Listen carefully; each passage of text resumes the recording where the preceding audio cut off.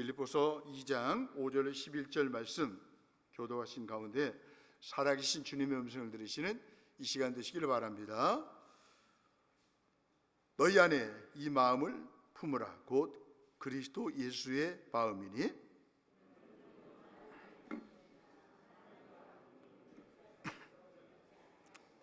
오히려 자기를 비워 종의 형체를 가지사 사람들과 같이 되셨고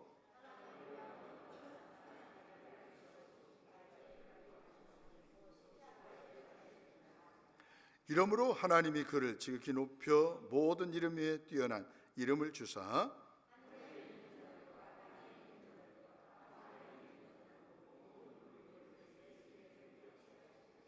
함께 보겠습니다. 모든 입으로 예수 그리스도를 주라 시인하여 하나님 아버지께 영광을 돌리게 하셨느니라. 아멘. 이 시대에 필요한 마음, 이런 점을 가지고 함께 은혜를 나누면서 기도 제목을 삼기로 합니다. 한국 사람들에게는 외국 사람들이 갖지 않냐는 몇 가지 특징들이 있습니다. 첫 번째는 다른 사람의 사생활에 관심이 많다는 거예요. 그런가 하면 눈치가 빠르다는 겁니다. 더 나아가서 한이 많다는 것입니다. 한국인이 한이 많아 우울증 지수가 세계적으로 가장 높게 나타납니다. 선진국에 진입했는데도 여전히 한이 있어서 우울증 지수가 높다는 거예요. 한은 좌절된 꿈이 응어리져 마음에 고착된 것이죠. 용서하지 못한 마음이 응어러져 뭉쳐 있는 것을 한이라고 말하죠. 한마디로 한은 한국인의 독특한 컴플렉스를 말하죠. 그래서 한국에만 있는 단어예요. 영어로 말하면 한 그러면 되는 거예요. 그냥 영어 단어가 한. 이것은 마음의 병이에요. 어떤 때는 열등감으로, 어떤 때는 교만한 마음으로 나타나죠. 한은 우리 마음 깊은 곳에 심전되어 끊임없이 자신을 괴롭히고 다른 사람을 괴롭힙니다.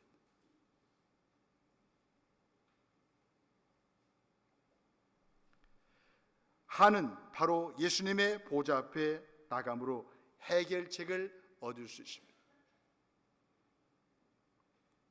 한은 마음의 병이지만 이 병이 치유됨과 동시에 신앙적으로도 승화될 수가 있어요.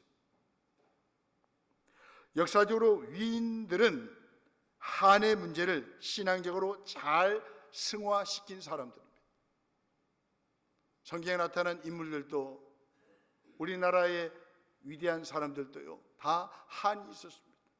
그런데 그런 한을 신앙적으로 잘 승화시켜서 하나님 앞에 쓰임받는 위대한 생애를 살았다는 거죠. 예수님은 한이 있는 사람들을 더 가까이 하시고 특별한 사랑을 베푸셨어요. 성경에서 한을 극복한 사람들의 특징은 한을 가지고 예수님께 나와 부르짖었다는 거예요. 예수님을 믿음에도 불구하고 현재 신자가 발붙이고 사는 곳은 한으로 죄로 얼룩진 세상입니다. 그 안에서 어떤 모습으로 우리 예수 믿는 사람들이 살아야 할까요? 하나님을 아는 지식과 성령의 지혜로 분별하는 사랑의 삶을 살라라고 말씀하고 있습니다. 분별을 위해서는 기준이 필요하죠. 빌립보서는 하나님에 대한 지식으로 그 기준을 세우라라고 말씀하고 있습니다. 고상한 지식이신 예수 그리스도를 기준으로 삼고 살라라고 말씀하고 있습니다. 세상 원리나 소리가 아니에요. 창조주이신 하나님의 뜻과 그분이 기대하는 것입니다. 그리스도인이 세상을 살아가는 것은 하나님 앞에서 저마다의 신앙 역사를 만들어 가는 것이죠. 본문은 죽기까지 복종한 겸손한 예수님의 마음이 이 시대에 필요한 마음이라고 말씀하고 있습니다. 성도는 예수님의 마음을 품고 사는 사람입니다. 성도는 한을 품고 살아가는 사람이 아니에요. 악을 품고 살아가는 사람 아니에요. 분노를 품고 살아가는 사람 아니에요. 성도는 예수님의 마음을 품고 살아가는 사람이에요. 예수님의 마음을 품으면 모든 것들이 다 풀어지고 해결된다 그 말이에요. 다른 것을 품고 살아가니까 한이 맺혀 살아가는 거예요. 응어리에 맺혀 살아가는 거예요. 예수의 마음을 품는 것은 곧 예수님처럼 사는 일이에요. 내가 예수님처럼 살아가다 보면 문제가 해결되는 거예요. 내가 문제에 붙잡히면 문제 때문에 내가 괴로워지는 거예요. 예수님께서 생각하신 방식대로 생각하고 그분이 살아오신 방식으로 살아가는 것이 예수님 안에 거하는 자라면 당연한 일이죠. 빌립보서 2장 1절로 4절에서 말한 겸손과 배려와 사랑과 돌봄의 마음을 실천하며 살아가는 것이 예수님의 마음을 품고 살아가는 것입니다.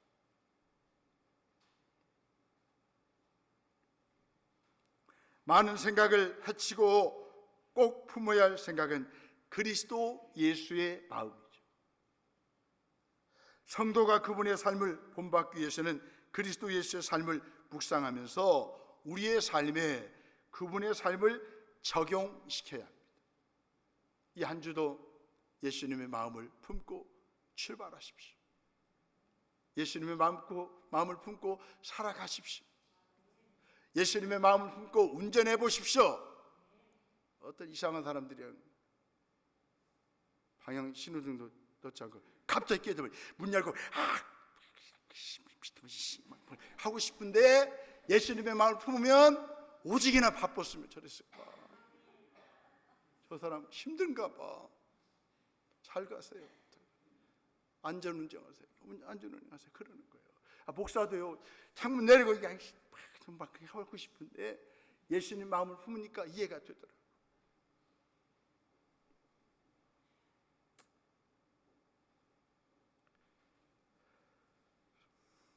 그렇다면 그리스도 예수의 마음 곧 그분의 삶은 무엇입니까? 본문에 보면 세 가지 동사로 말씀하고 있습니다. 첫째는 6절에 보시면 취할 것으로 여기지 아니했다는 거예요. 또 두 번째는요, 자기를 비웠다는 거예요. 마지막은 자기를 낮추셨다라고 말씀하고 있습니다. 예수님의 마음은 취할 것을 취하지 않냐는 거예요. 자기를 비우는 거예요. 또한 자기를 낮추는 거예요. 이게 바로 예수님의 마음이에요. 그렇다면 그리스도 예수께서 무엇을 취하지 아니하셨습니까? 그분은 하나님과 동등됨을 취할 것으로 여기지 않았다는 거예요. 예수님은 근본 하나님의 본체이십니다. 6절에 하나님의 본체였다라고 말씀합니다. 그분이 곧 하나님이시라는 말이죠. 예수님은 영원전부터 계신 영원하신 분 하나님이십니다. 예수님은 변치 않는 분이라는 것입니다. 그런데 본문에 보니까 6절에 보면 본체라는 말을 쓰고 있습니다. 이 말은 귀한 말입니다. 이 단어는 본래 헬라어로 보면 모르페라는 말입니다. 이 말은요, 변치 않는 본성을 가지셨다는 거예요. 시간과 환경에 따라서 변화되는 모습을 말할 때는 헬라어 단어를 스케마라는 단어를 쓰고 있습니다. 그러나 오늘 본문에서는 모르페라는 단어는 변하지 않는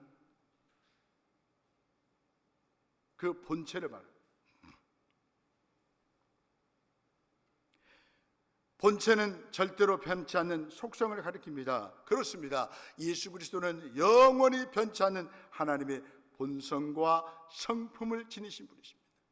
이 예수님을 품고 예수님의 마음을 품고 살아갈 때 우리 인생은 결코 흔들리지 않는다는 거예요. 그러나 오늘 현대인들은 예수를 제껴버리고 뭡니까? 스케마, 흔들리는 거, 변하는 거 붙들고 살아가니까 감정 따라 한이 맺혀가지고 인생을 낭비하고 살아가잖아요. 저와 여러분들은 본체이신 모로페, 본체이신 영원히 변하지 않는 예수 그리스도가 내 안에 계세요. 그분의 마음을 품고 살아가면 여러분 인생은 달라질 거예요. 그렇습니다. 예수 그리스도는 절대로 변치 않는 하나님의 본성과 성품을 가지고 있습니다. 그래서 우리는 가난해도 예수를 끝까지 믿어야 돼요. 병들어도 끝까지 예수를 믿어야 돼요. 왜? 이 땅의 삶이 전부가 아니니까. 이 영원한 하나님은 우리 인간은 볼 수도 만질 수도 느낄 수도 없습니다. 그래서 이 본체라는 말을 사용한 이유는 우리 인간이 그분을 보고 듣고 만질 수 있는, 교제하면서 사랑하고 느낄 수 있는 분이라는 것을 강조하기 위해서 그렇습니다. 변치 아니하시는 그분은 절대로 저와 여러분들을 외면하거나 버리거나 잊지 아니하셔요.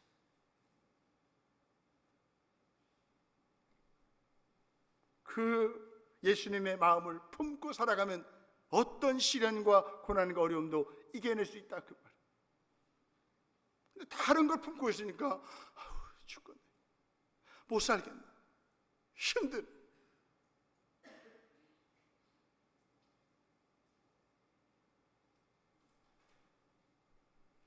그리스도 예수는 이처럼 영원한 분, 변치 않는 분이시나 하나님이라고 하는 신분을 포기하셔서 취하지 아니하셨어요. 포기된 자신을 인간들에게 주시기 위해서입니다. 이게 바로 예수님의 마음이에요. 취할 것을 취하지 않는 것이 바로 예수님의 마음이라 겁니다. 그 마음을 품으면 자유로워요.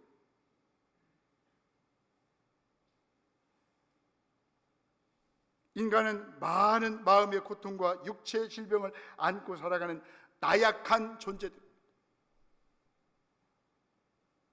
여러분, 지난날의 삶을 돌이켜 보십시오. 내가 왜 힘들었나요? 딴 것을 품고 딴 것을 붙들고 살아가니까 힘들지 않았습니까? 예수 믿는 것은 받은 증거만도다. 여러분, 예수님 믿으면 반드시 증거가 나타납니다.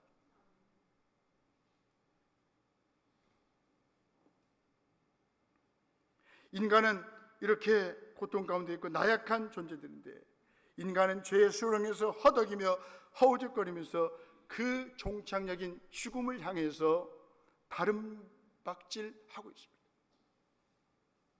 지옥불을 망각한 채 살아갑니다. 인간에게 가장 필요한 것은 그리스도 예수 구세주십니다. 그리스도 예수가 바로 구세주십니다. 그분이 우리에게 필요한 것입니다.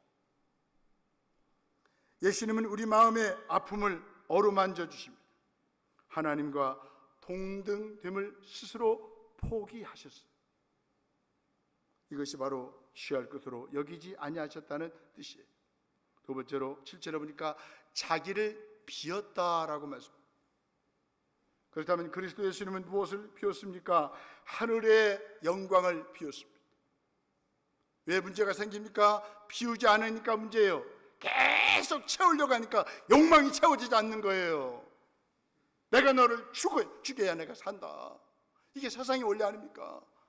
네 것을 내가 뺏어야 내가 산다. 이게 바로 세상의 원리 아닙니까? 그러나 예수님의 마음은 그게 아니라는 거예요. 나를 비우는 거예요. 쓰레기통만 비우지 마시고 여러분들의 마음을 좀 비우십시오. 이 비우지 못하니까 남편에게 화를 내고 아내에게 화를 내고 자식들에게 화를 내고 부모에게 대들고 분노로 가득 차는 게 가슴이 마음에, 부모가 무슨 말을 해 듣지도 않고 얼마나 이게 자식들이 막 분을 품고 살아가니까 그런 거예요. 그래서 불순종하는. 우리 부모님들이 자꾸 비우는 연습을 하십시오. 이게 바로 예수님의 마음입니다.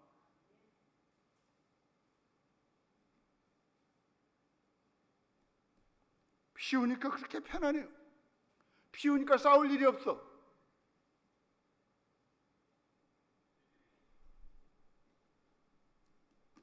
여러분, 우리 인생은 뭡니까? 피우는 일이에요. 피우는 거예요. 인생 많이 피울수록 인생을 잘 살아가는 거예요.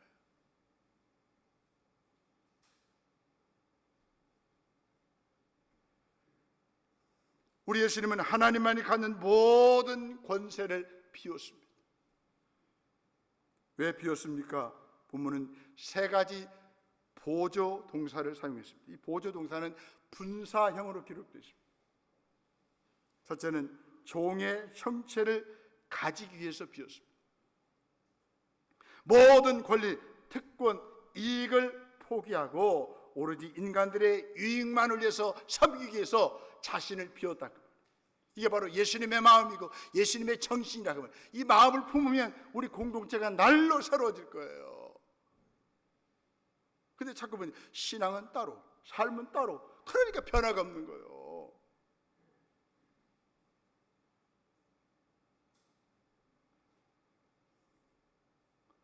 여러분, 오늘부터 나를 비워보십시오. 남편을 보는 모습이 달라질 거예요. 아내를 보는 모습이 달라질 거예요.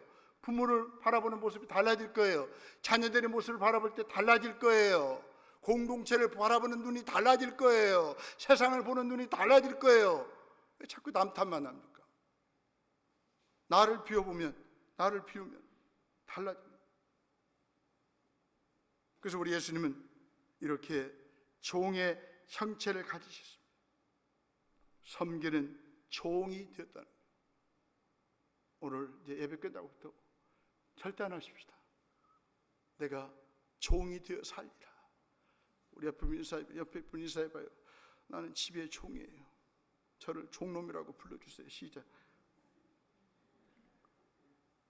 아니, 웃을 일이 아니라니까요. 이게 예수님의 마음이에요. 다시 한번 해봐요. 제가 종로로 못해서 많이 서운하셨죠? 시작. 마음 상하셨죠? 한번 해봐요. 예수님이 이렇게 종로로 다셨다니까요.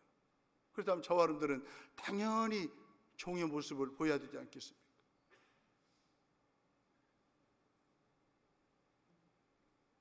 종들이 무슨 권리를 내세울 이유도 없어요. 종들은 그냥 가만히 있어야 돼요. 입은 있어도 말할 자격이 없어요. 왜? 종이니까. 이 예수님을 우리가 믿잖아요. 그렇다면 이 예수님의 마음을 품고 살자고요.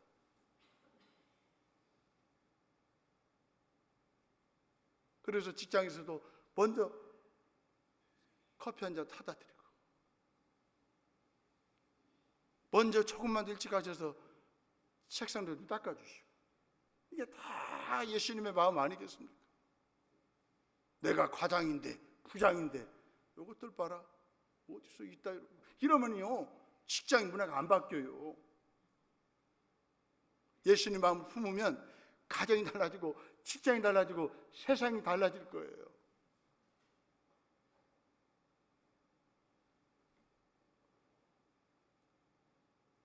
두 번째는 사람들과 같이 되었다라고 말씀하고, 이 말은 창조주가 되신 하나님께서 피조물이 되었다는 뜻이, 이게 바로 예수님 마음이에요. 자기를 비운 세 번째 이유는 사람의 모양으로 나타나시기 위해서입니다. 사람들에게 보이셨다는 뜻이죠. 왜요? 저와 여러분들을 사랑하시기 위해서 사람의 모습을 보이신 거예요. 이게 예수님의 마음이에요. 세 번째는 8절에 보니까 자기를 낮추셨습니다. 첫 번째는 취할 것을 여기지 아니하시고 종이 되시고, 그 다음에 자기를 낮추셨다. 자기를 겸손케 하셨습니다. 죽기까지 복종하셨어요. 목숨까지 내놓으면서 복종하신 철저한 자기 부정이었습니다. 이게 예수님의 마음이에요. 이 마음을 좀 품고 살자고. 십자가에 달려 죽을 수 있는 사람들은 종, 강도, 살인자, 반역자였습니다. 그 당시에 흉악범들이 십자가에 달려 죽을 수 있었습니다. 그런데 예수님은 종이시기에 십자가에 죽으신 거예요. 예수님은 종으로 태어나셨고 종으로 사시다가 종으로 죽으셨던 것입니다. 예수님은 하나님과 동등한 지위와 권리를 가지셨습니다. 하지만 스스로 자기를 낮추시고 권리를 포기하셨습니다. 이게 바로 예수님의 마음이에요. 왕이 종이 되셨고 창조주가 피조물이 되어 세상에 오셨습니다. 생명을 창조하신 분이 십자가에 죽으시려고 자기를 내어 주었습니다. 사랑 말고는 설명할 수 없는 희생이죠. 성도는 이 예수님의 마음을 품고 그분의 순종을 배워 구원을 이루는 이들입니다. 예수님의 마음을 품고 두렵고 떨림으로 계속해서 구원을 이루어 가시는 저와 여러분들이 되시길 바랍니다. 더 나아가서요, 예수님의 마음을 품고 사는 성도에게 하나님이 주실 영광이 있습니다. 보면 9절로 11절 말씀입니다. 주어진 특권이 어마어마할수록 이를 내려놓기란 쉽지 않아요. 하지만 예수님은 하나님과 동등한 분임에도 모든 지위와 특권을 버리고 사람이 되셨습니다. 자신을 높이지도 지위가 주는 이익에 연연하지도 않으시고 스스럼 없이 종의 지위를 취하셨습니다. 우리의 지위는 그렇게 주어졌습니다. 그런데도 특권 없는 삶을 지향하기보다 어떻게든 특권을 얻고 행사하기 위해서 나와 타인의 손에 흙을 묻히며 살아갑니다. 주님이 몸소 입으신 종의 형체를 내 몸에 새겨 넣지 않으셔야 됩니까? 하나님은 완전한 순종과 겸손을 보이신 예수님을 높이 들어 올리시고 뛰어난 이름을 주십니다. 9절 말씀. 하늘과 땅에 있는 모든 피조물이 예수님 앞에 꿇어 경배하게 하십니다. 예수 그리스도를 만물의 주로 시인하게 하셔서 하나님께 영광을 돌리게 하십니다. 10절로 11절 말씀입니다. 스스로 자기를 높이고 높아지려 할수록 하나님께 돌아갈 영광이 사라지죠. 하나님이 주실 영광도 사라지게 됩니다. 예수님이 이 땅에 오신 목적을 상기하면서 예수님의 마음을 품고 사는 자들에게 주실 영광을 사모하십시다. 십자가의 순종으로 만물의 구원을 이루신 그리스도를 만민의 주, 왕이 되게 하셨습니다. 그리스도는 절대군주의 힘과 권력이 아닌 겸손하신 사랑의 능력으로 만국을 정복하셨습니다. 마침내 하나님 나라의 왕으로 인정받으셨습니다. 겸손하신 왕을 섬기는 성도와 교회도 힘으로 세상과 대결하는 것이 아니라 자기를 내어주는 사랑으로 세상을 정복해 가야 합니다. 여러분, 힘으로 말할 것 같으면 세상이 더 힘이 셉니다. 여러분, 세상 보십시오. 무슨 콘서트 하나 하면 그냥 몇 억씩 투자하면서 하잖아요. 근데 교회는 뭐 하나 하려기 쉽지 않아요. 내년에 우리나라에서 잘 나가는 찬양팀을 한번 초대를 해보려고 합니다. 우리 교회도 뭔가를 해야 되는데 참 힘이 부족해. 근데 우리가 가지고 있는 힘은 뭡니까? 사랑하는 힘이 있어요. 사랑하면 놀라운 일을 이룰 수가 있다는 거예요. 그러므로 우리는 그리스도의 겸손한 마음, 선을 기뻐하는 마음을 주시도록 구하십시다. 빌립보서 2장 13절 말씀입니다. 그리스도인의 삶은 세상과 달라야 합니다. 불평하지 않아요. 다투지 않아요. 14절 말씀입니다. 예수님의 마음을 품으면 다툴 수가 없어요. 불평할 수가 없어요. 흠이 없고 순전한 사람으로 살아가죠. 빌립보서 2장 15절 말씀입니다. 예수님 마음을 품으면 함부로 살 수가 없어요. 흠이 없고 순전한 하나님의 사람으로 살아갈 수 있다 그 말이에요. 이 마음 가지고 이번 한 주 잘 살아보시게요. 이 예수님 마음 가지고 남은 생애를 잘 살아보시게요. 하나님은 우리를 어두운 세상에서 별처럼 빛나는 하나님의 자녀로 드러나게 하십니다. 이 일은 자기 의지로 되지 않고요, 빌립보서 2장 16절에 보니까 생명의 말씀 안에서 역사하시는 하나님의 능력으로 가능합니다. 예수님의 마음을 품고 우리가 살아가야 되는데 내 힘으로 안 된다 그 말이에요. 자꾸 순간순간마다 상처받은 마음, 병든 마음, 한이 맺힌 마음이 나를 막 품게 해요. 그러기 힘들잖아요. 그래서 그러니까 예수님의 마음을 품고 이제 하나님의 능력을 받고 살아가면 아름다운 열매가 나타나게 되는 거예요. 그러므로 바울은 성도들이 말씀을 순종하여 살도록 지금까지 수고하며 섬겨왔습니다. 여러분, 예수님의 마음을 품으면 수고가 힘들지 않아요. 사역이 힘들지 않아요. 근데 예수님의 마음을 품지 않으니까 아유 힘들어. 목회도 마찬가지예요. 예수님 마음을 가지면 쉬워요. 보람이 있어요. 신방이 재밌어요. 전도하는 것이 재밌어요. 그러나 예수님 마음 품지 않으면 내가 몇 번 갔는데 교회 이렇게 안 나오는 거야. 나도 인간적으로 속아지가 나고 그 집은 다시 안 간다. 막 그런 마음이 생겨요. 여러분들은 어쩌면 제가 그렇다 그 말이에요. 예수님 마음 품지 않으면 못된 마음을 가지게 되는 거예요. 그래서 우리는 계속 예수님 마음을 품을 때 바울처럼 수고하고 헌신하는 거예요. 섬김이 기뻐요.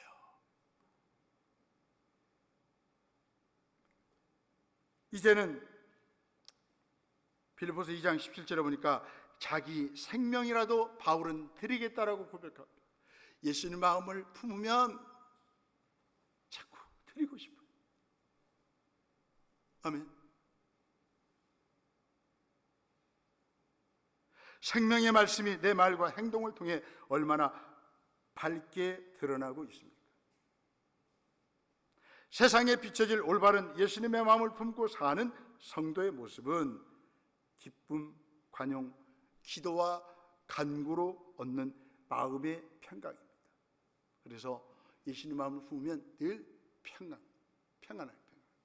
아멘. 씩 한번 웃어봐요. 윗니 4개, 아랫니 4개. 시작.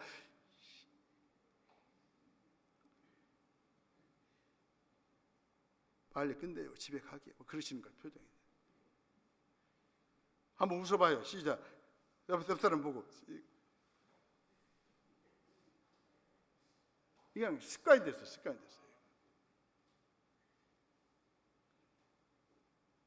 예수님 마음 품으니까 어떻게 기쁨이 드러나야죠. 평강이 내 생각과 나의 삶을 지배를 해야죠.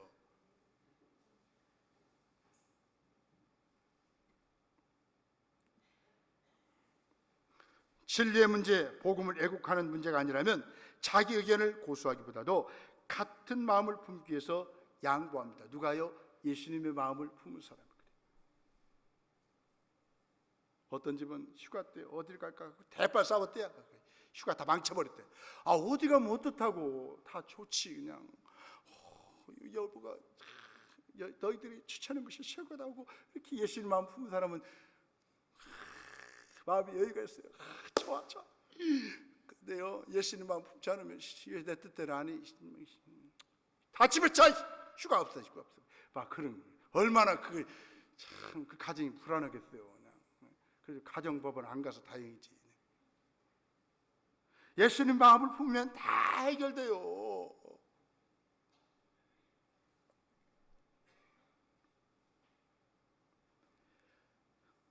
교회 분열과 다툼 때문에 세상에서 복음이 후퇴하지 않도록 무엇보다 먼저 공동체의 하나됨을 위해서 노력하십시다. 그러면 예수님 마음을 품어야 돼요. 아멘.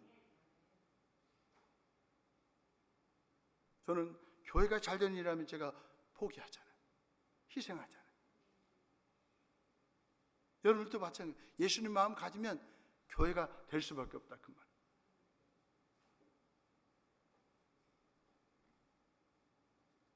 우리는 모두 시대의 종들입니다.